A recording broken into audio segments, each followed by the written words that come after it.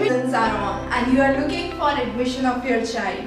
A very big question comes in, what kind of school to select? Should it be a residential school, a day boarding or a normal school? Let's understand the difference between the three.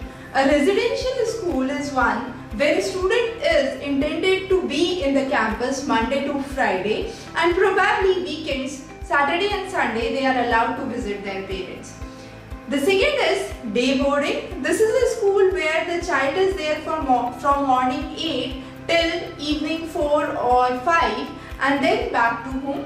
The next is the normal school. Here the timings are 8 to 2, 7 to 1 or afternoon shift probably 12 to 5 or something like that. Now these are the three categories of school that we have understood.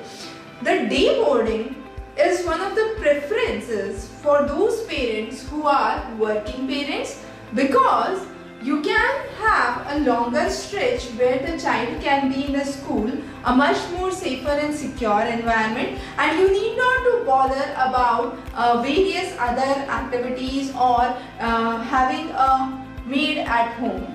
The next important thing with day boardings is, since the child is spending a huge amount of time in the school, extra co-curricular activities are important, and this becomes a place like a second home. Even if the child is not well, if the child is sick, they are taken care in a well secured and safe environment. Also, child tends to develop affection and proximity with the family members, because the child is able to spend the remaining time with their parents. Once the parents are back from work, the child can spend those hours with the parents.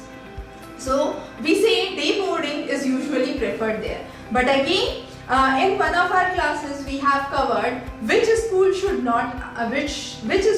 I not choose, and the 7 things that you must need to look before you choose a school. So both these sessions are extremely important to assess whether the day boarding where you are sending the school, where the child would be spending nearly the whole of the day, is having a good decent management, the staff is polite and creative, the child enjoys there. So it's very important to have a good eye on the school before you select a day boarding. The next kind is where we said the normal schooling. Now as I said, in the normal schooling, what is important?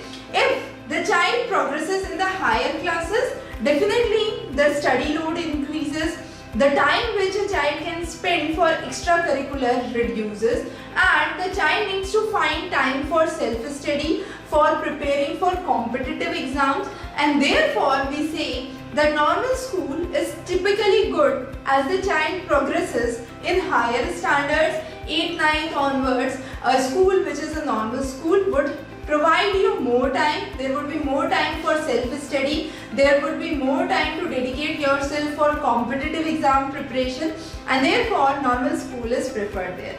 Now coming on to residential schools. Now residential schools, as I said, there can be of two kinds of residential schools. One is where the child is there Monday to Friday, coming home on the weekends, or even a residential school which is across the region where you are or in another city. So there the parents would have chance to meet only when the vacation season is there. Now, why do parents opt for a residential school, or what we say a boarding school? Here, one major benefit is, since the child is there throughout the childhood, it helps in development of personality, making child an independent figure. Also, since the child is there for a longer period, the infrastructure which is present in the campus can be better utilized. For example, using the sports academy, using the library, using the areas become much more easier. Another important benefit of joining a residential or a boarding school is community living. Child gets a tendency to live together, to communicate with one another, to develop a good social relation. However, this does come with certain drawbacks. One of the major drawbacks is, since the child is there on the campus for a prolonged duration, There is no control in terms of dress, uniformity, utility items, food, money, and therefore children who are from different socio-economic strata can actually face complexes. The other thing is, when the child is not closer to the parents, specifically when the child is sick, it can create a feeling of being uncared or feeling that I am in an insecure environment. Sometimes the child gets bored with a routine environment. Now the whole hostel life or the boarding life becomes a routine environment for the child, and this might involve child into some wrongdoing activities. So those are another important things to watch before you enroll your child in the residential school. But as we said, all of them have their own merits, have their own advantages. You need to decide at which stage you are taking a decision. What kind of personality is your own child? Whether the child is much more social, interactive, a person who can build a personality, who is outspoken, who can learn through various avenues, then definitely residential schools can be one of the options. If the child is academically brilliant and wants to make a career in academics or education or focus on competitive exams, then definitely, specifically for the higher classes, normal schooling is a preferred medium of schooling,